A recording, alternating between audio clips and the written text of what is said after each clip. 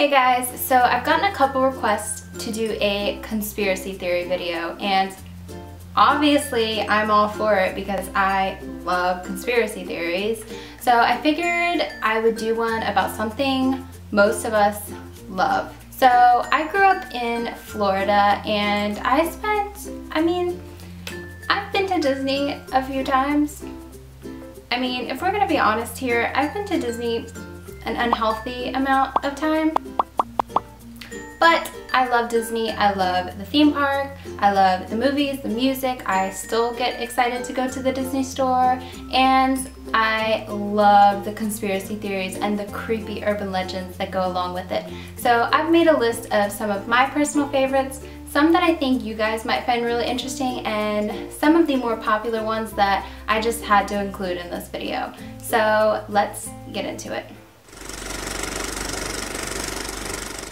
One popular story is of a man who supposedly haunts the Space Mountain ride at Disneyland. They call him Mr. One Way. He is supposedly the spirit of a man who died on the ride back in the 1970s. He is said to be a tall man with red hair and a very red face. People have reported seeing him for years, saying that they'll see this man enter the ride, they won't really think anything of it, thinking that he's just a normal passenger, and then they'll realize at the end of the ride that this man has completely vanished.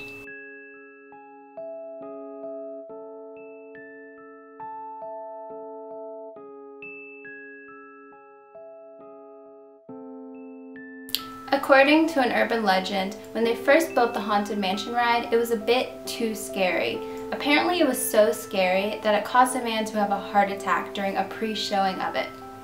Now, even though they toned it down a little bit, it is also said that in 2014, a young girl also died on the ride. The Pirates of the Caribbean ride opened in 1969 in Disneyland. It is definitely one of their most popular rides in the park, and it also resulted in the huge movie franchise. It is said that while the making of the ride, the makers didn't like how unrealistic the skeletons looked, so they decided to use real skeletons provided by the UCLA Medical School. Apparently over the years they've gotten rid of most of the real ones on the ride, but people figured out that the skull and crossbones over the skeleton lounging in the bed area are in fact real. And a cast member who used to work at Disney also came on camera once to verify that that is in fact true.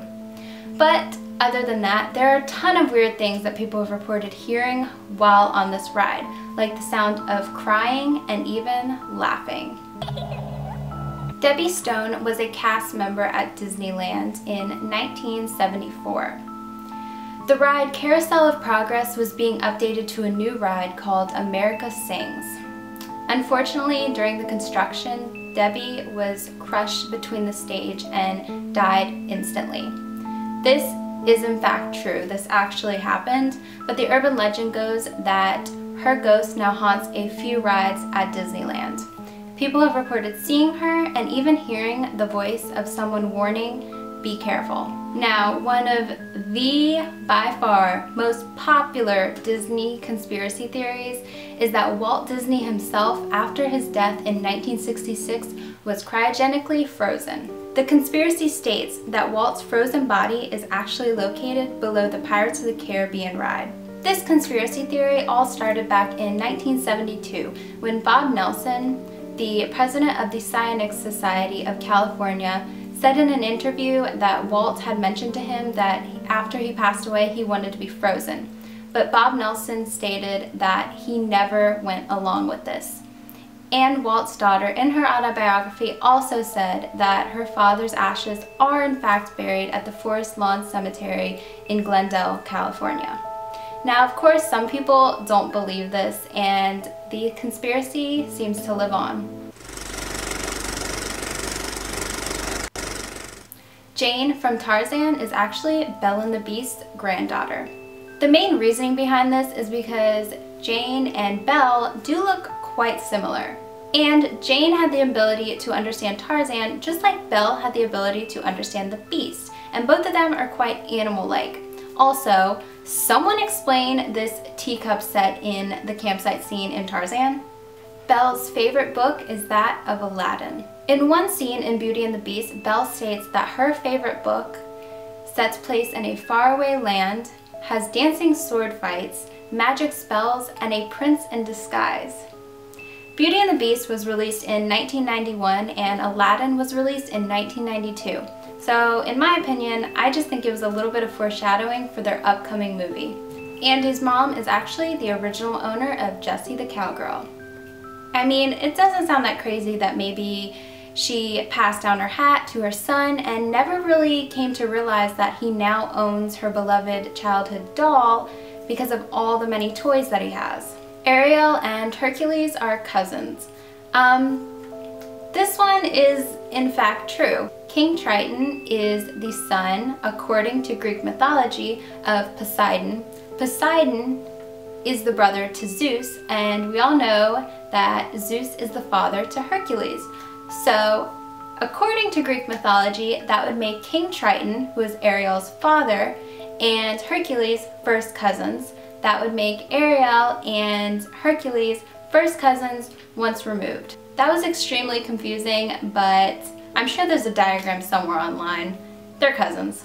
Tangled and Frozen take place in the same universe. There are tons of conspiracy theories out there that state that Rapunzel and Elsa and Anna are actually cousins, that Rapunzel and Elsa are sisters. There's just so many out there, but all in all, I do agree that these stories definitely take place in the same universe.